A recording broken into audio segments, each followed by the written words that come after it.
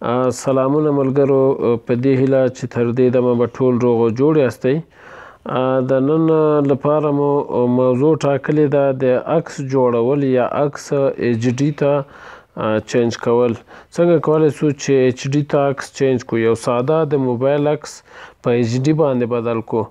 راځو دوستانو، تاسو به اول لاړ شئ پلی سټور ته به لاړ شئ. پلی سټور ته چې لاړئ هغلته به ولیکئ ریمینی، دغه فوټوشاپ نوم ده، ریمینی آل فوټو انهانسر.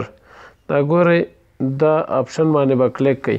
ما سره دا آلریډي تیار انسټال ده، نو تاسې به یې هم انسټال کړئ. چې کله مې انسټال کړ نو بعد له انسټالیشن نه به اوپن ووهئ.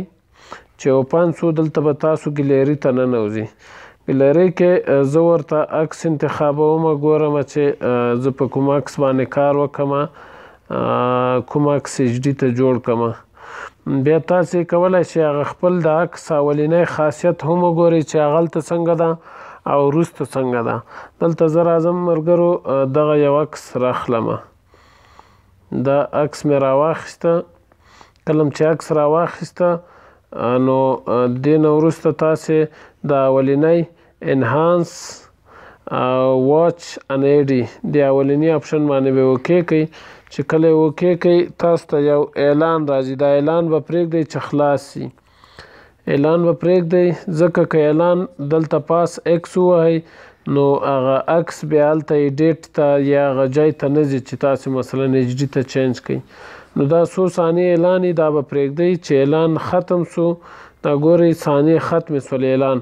اوس تاسې کولی شئ ریموو یې کړئ، هغه ایکس علامه ووهئ. چې ایکس ووهئ نو عکس به تاسې وګورئ چې څومره صفاوالی راغلی. دا ګوره اوس عکس په خپل حالت کې ده، مطلب د عکس خپل حالت ته. دا ګورئ دا اوس د عکس خپل حالت ده، چې کله زوم شي مثلا په دې حالت کې وي. او که چېرته مونږ دا اوس فلټر کو نو دې کې به ډېر صفاوالی راشي. دا ګورئ دا خط چې تاسې وینئ منځ کې دا به کش کړئ، دې خوا سر ته به یې راورسوئ.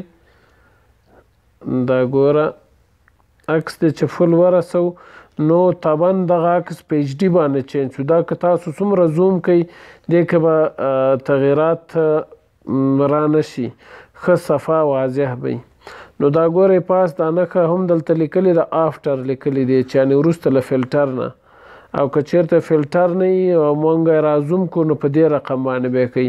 نو ډېر زبردست پروګرام ده، خاصتا هغه مینوالو ته چې د ایچ ډي عکسونو شوقیان دي.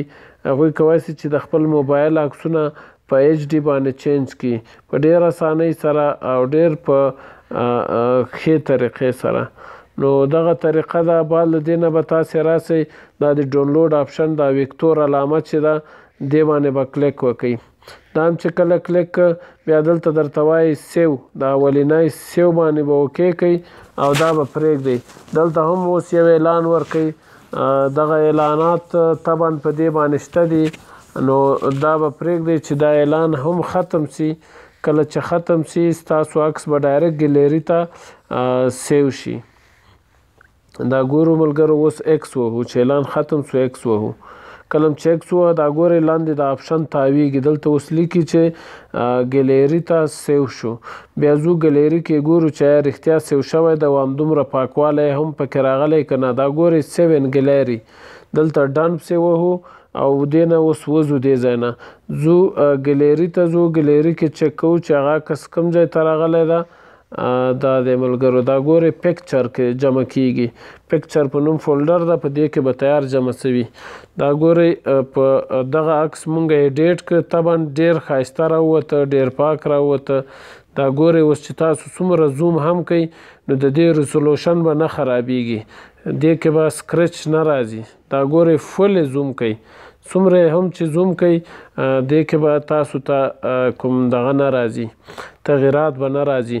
نو دغه ډېر ښایسته سافټویر ده ډېر ښه اپلیکیشن ده. د دې په واسطه سره تاسو کولی شئ چې خپل عکسونه فل ایچ ډي جوړ کړئ او د عکسونو څخه مو خوند واخلئ په پوره معنا. ما پکې بعضې نور عکسونه هم ایډیټ کړي دي چې ډېر ښایسته عکسونه ایډیټ شوي دي پکې.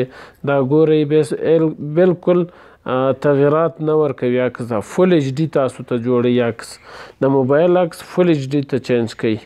نو ملګرو که چېرته مو زمونږ ویډیو خوښه شوې وي زمونږ چینل سبسکرایب کړئ او د نورو ملګرو سره یې هم شریک کړئ.